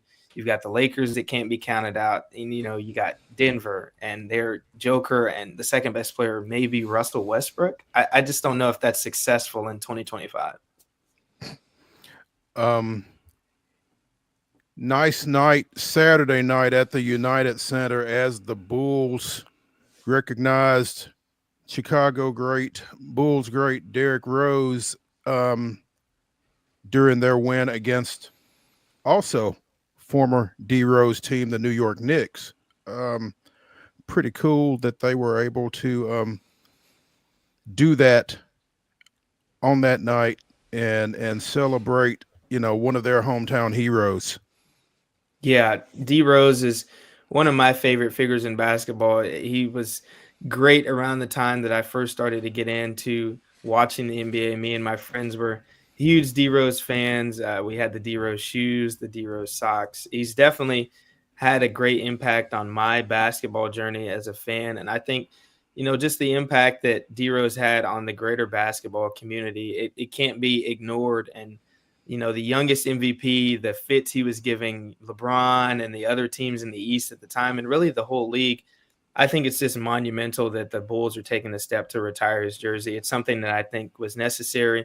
And I think it's just, when attention is good on Chicago and they're winning games and they've got good players, it's good for basketball, especially with, the history with Michael Jordan. The Bulls are one of the most well-known teams in the NBA. And when it's good vibes around the Bulls, and I think this is one of the best things that they could do right now to get their name back, positive. They don't have the players that are necessarily good enough yet, but retiring D Rose's jersey at least gives some positive things to say about the Bulls for now. Landon, I got to ask too, I know he's not in the league, but how many times have you listened to LiAngelo Ball come on with the hottest track on the internet right now, Tweaker? One of my friends actually texted me and asked me, have you listened to the new LiAngelo Ball song? And I was confused because I was like, I didn't know he was a rapper. I didn't know he was into music, but I was like, I'll give it a listen when I get the chance. And I listened to maybe the first 30, 20 seconds of it. And I was like, I can't do this. I can't do this. You got to burn that on a CD. I know that's a bygone era, but you got to burn that on a CD because it's got the old school 2000s kind of vibe to it right there. Yeah, it does. And I'm seeing it all over social media now. It'll be a song that sticks. I've seen he's booked one of the spots for one of the biggest music festivals out there. So I guess it's the year of LiAngelo Ball. Maybe this can get him back in the league. I don't know. Back on the scene, I guess, right? Who knows? Any publicity is good publicity. Yeah, right? Sounds like it. Right. There we go. Landon SECREST, Belmont graduate, Spring Hill multi-sport legend, joining us here on Main Street Sports today, presented by the Tennessee Orthopedic Alliance of Columbia. Landon, really appreciate your insight always. Look forward to getting you back on again, and stay warm. Thank you. Thank you, Wade. Thank you, Mel. Have a great day. Appreciate you, Landon. Have a good one. When we return for the final segment of Wild and Wacky Wednesday here on Main Street Sports today, presented by the Tennessee Orthopedic Alliance of Columbia, it is Wild and Wacky Wednesday. Wade and I will bring you the weirdest, wildest, and wackiest news from across the globe. Stick around after this.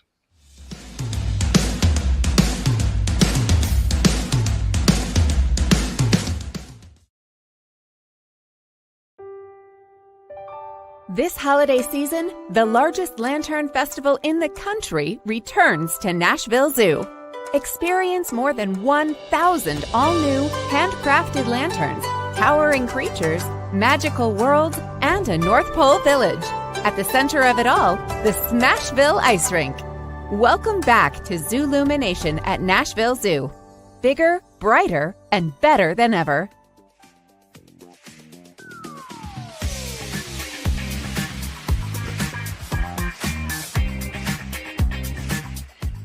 It's Wild and Wacky Wednesday here on Main Street Sports today, presented by TOA of Columbia. And let's go ahead and jump into the weirdest, wildest, and wackiest news from across the globe. We will start in sports.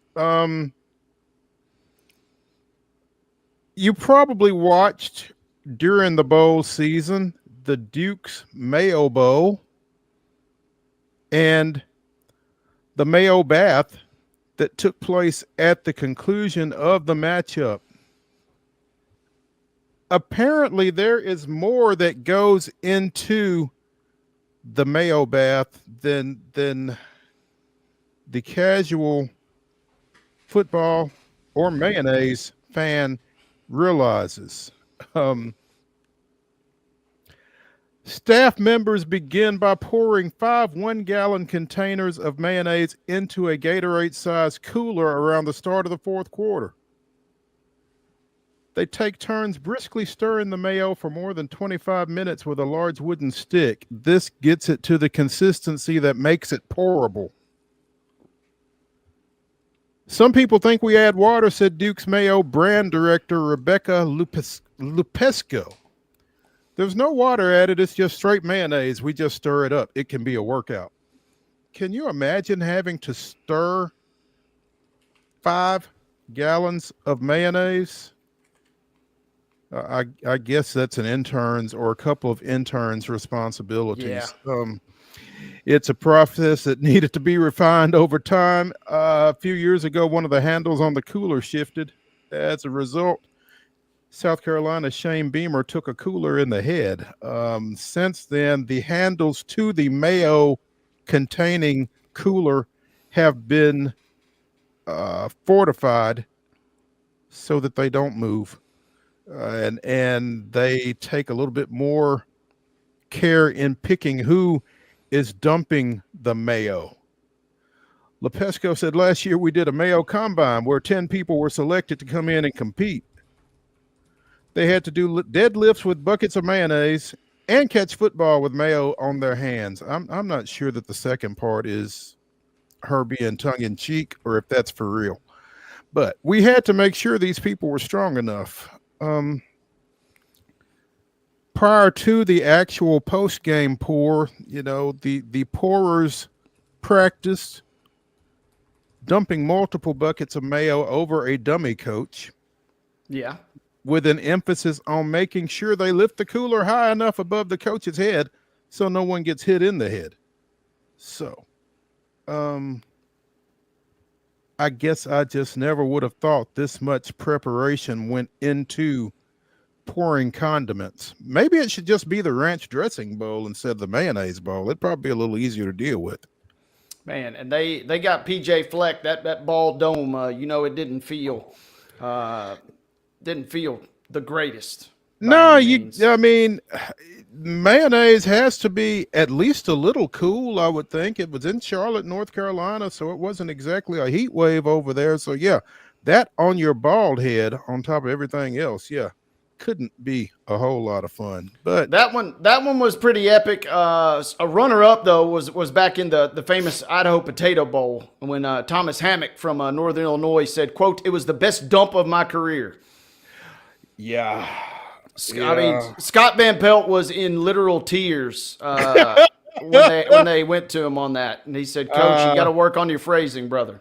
Yeah, well, spur of the moment, top of the head, that kind of thing. Yeah, Thomas probably he'll work on that. He'll work on that as Northern Illinois goes to the Mountain West, and hopefully there won't be any more dumps involved in bowl action for Hammock and Northern Illinois. Christmas is over, and so Christmas has arrived for elephants at the Berlin Zoo. Apparently, elephants like Christmas trees.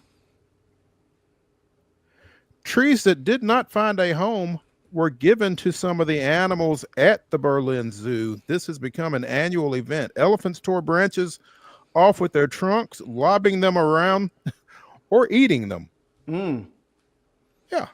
So, fun and games for the elephants. The zoo takes only fresh, unsold trees from select vendors. It doesn't accept trees from the public, which could contain chemicals or leftover decorations. So yeah, they've got pure trees for the elephants. They don't just serve as food, they are also used to keep the animals occupied, according to the zoo's curator. The animals can fight with them, they can rub themselves against them, they can throw themselves over them, and do various other things with these fur trees. And so we enrich the animals' everyday lives, which they are very happy about.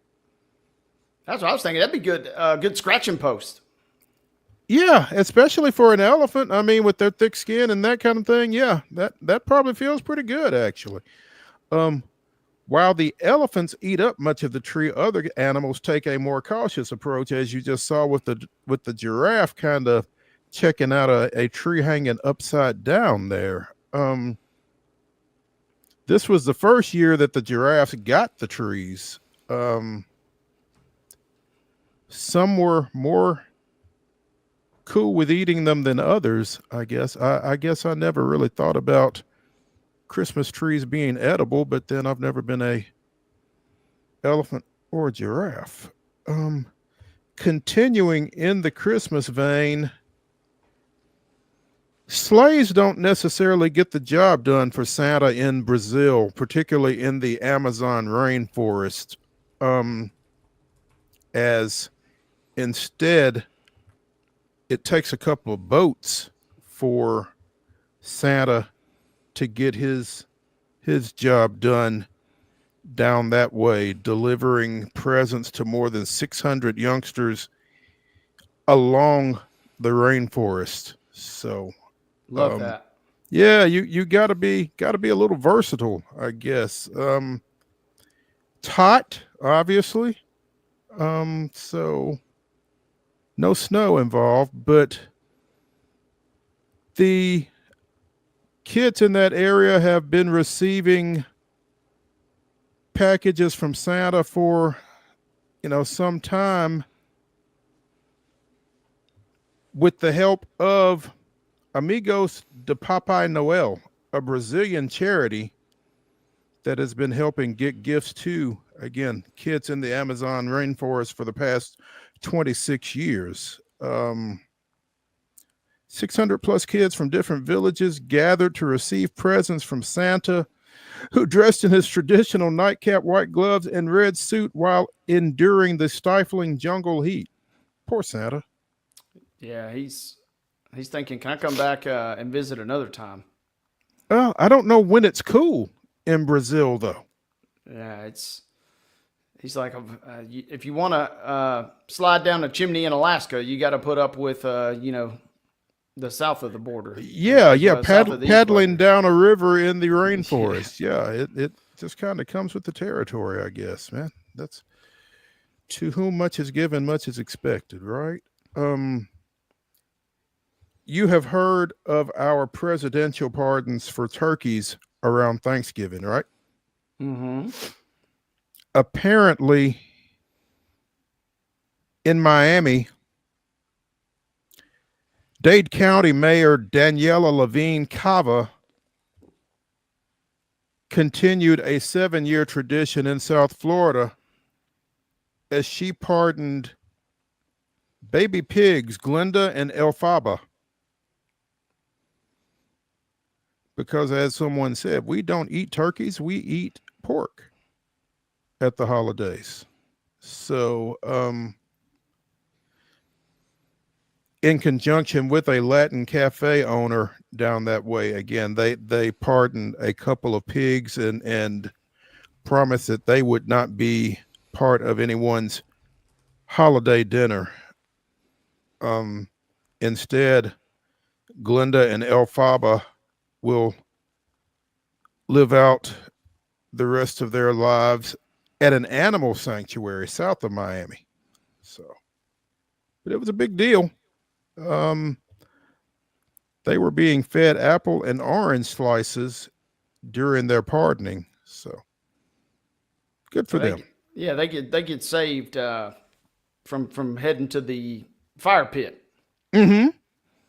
Yep.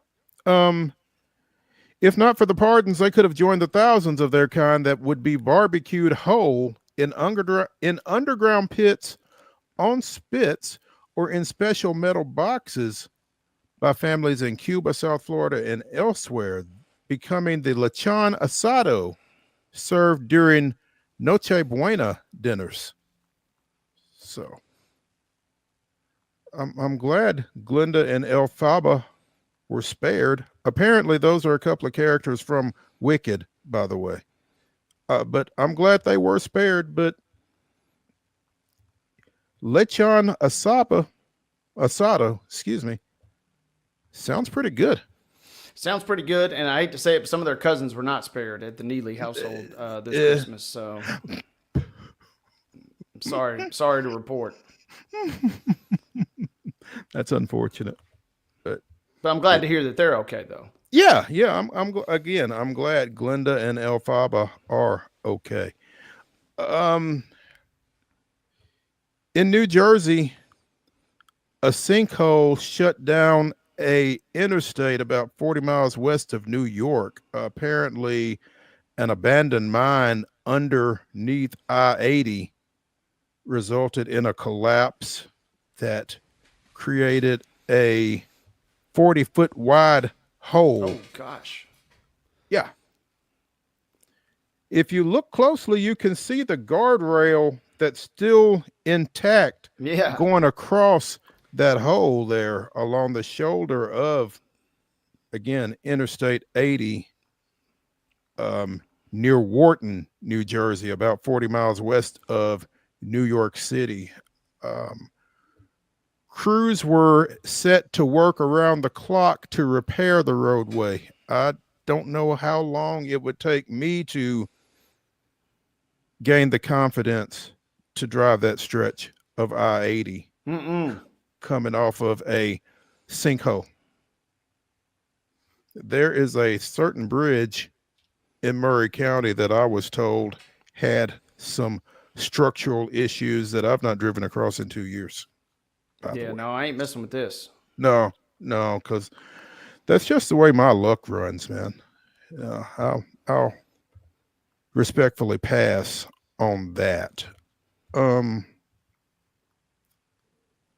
Finally, in Colorado, an elk got tangled in some ice climbing ropes on a